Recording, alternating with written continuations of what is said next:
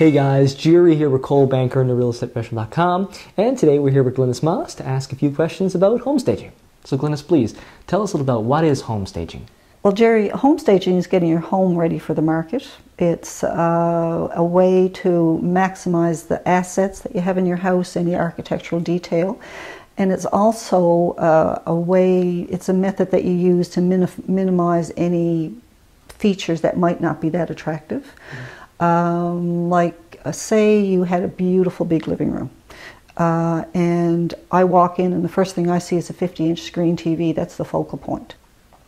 I would look for another place in the house where I could place that TV. And there might be a corner downstairs, or there could be a little room downstairs that you could turn into a media room, and that's like a really big bonus if you were able to have a media room in your house. It's one of the things people are looking for today. Once the process is finished, your home is ready to market, and it's a product. And the phrase that's been used for years is the way you live in your house is not the way to sell your house.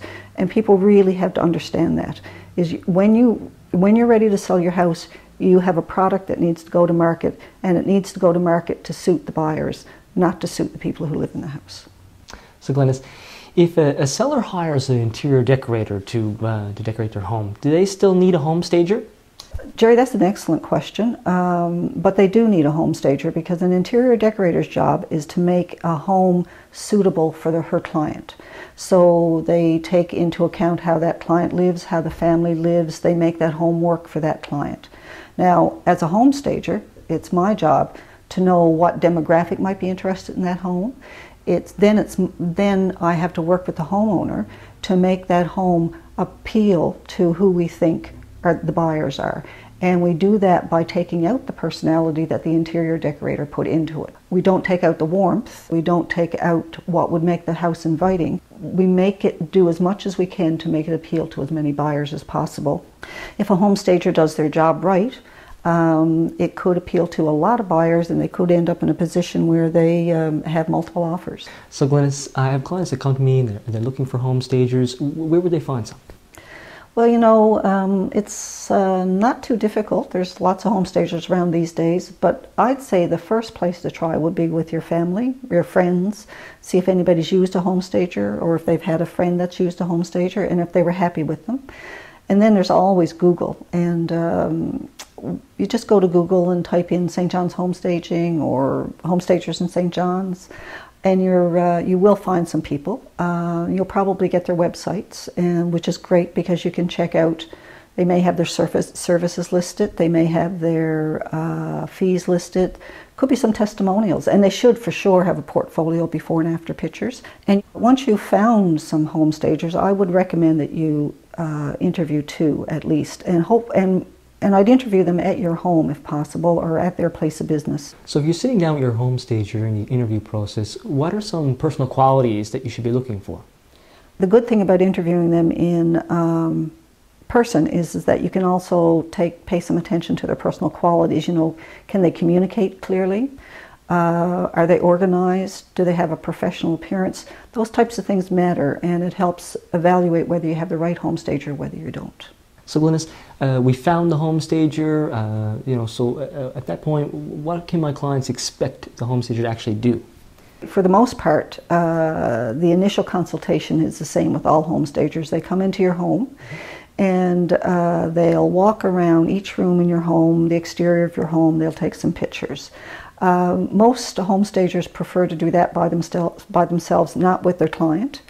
And then what happens, there's two routes you can go at that point. Some stagers will then take the homeowner and walk around the house or the home with the homeowner, giving that person the notes of what needs to be done, what their suggestions are, that type of thing. Other home stagers will then take their notes home and create a report that is sent back to the homeowner with their suggestions. That second one costs a little bit more, but it gives you a document that you can refer back to. Depending on the home stager may suggest to the client just a simple redesign. You know, maybe the house looks great, you just need to move a little, some furniture, add some accessories, but overall the home looks good. On the other hand, Jerry, maybe your client needs a lot of work on their house, and they need to paint, They might need to upgrade their cabinets. They could have to upgrade their fixtures, their lighting fixtures, their plumbing, that type of thing. Under those circumstances, you would expect that the home stager would be able to give them some advice on color, that she would be able to help them with cost-effective ways to do the upgrades, that she might even have contractors that she can recommend that they can use. In some circumstances, she may even act as the project manager on it. The other thing is you might decide to carry out the work yourself, or your client might decide to carry out the work themselves. Under those circumstances, what you would expect is that the home stager would come back just before the pictures are taken and do a final polish. Maybe a picture needs to be moved, maybe you need a little thing here or there, but that's the type of thing that could be done. So Glenys, how much does an actual home staging consultation cost? Jerry, in terms of costs and how much it would cost to have a home staging consultation, you'd expect to pay about $200. That's a ballpark for St. John's. You know, it'll vary depending on the size of your home. If you have a 2,000 square foot home, $200 is a good ballpark. You got a 3,500 square foot home, you're going to have to pay more. So Glenys, can you tell us about some of the mistakes that people make when staging their home for sale? Well, there's any number, Jerry. One that really does break my heart are the people who refuse to paint their oak cabinets. Oak cabinets are outdated. Sometimes they're not in great shape. People can have great kitchens. The layout is great. The mounted cabinetry is good. But people are going to walk into that house and they're going to say, we need to replace the cabinets. And what those homeowners need to do is they just need to paint the cabinets. People are buying painted cabinetry is a big thing these days. The other thing that I think people make a mistake with is something that I call equity versus ego. And in that case, it's when your vendors say, I bought this house and it looked like this. If I bought it, other people will buy it. And I think it's a big mistake. People are leaving money on the table. And I think really, if you give it enough time, you will find a buyer. You might have to make a price reduction. You might have to wait 6, 8, 9 months to get a buyer, but it will sell eventually. My job as a home stager is to help your clients get the most money for their home in the least amount of time. So Glenys, tell me, what is most often changed by a home stager? You know, Jerry, there's like 3 areas that come to mind. One would be people often hang their artwork too high. Their accessories are too small and too numerous. Then if you have an open space, the space doesn't come together, and rearranging furniture.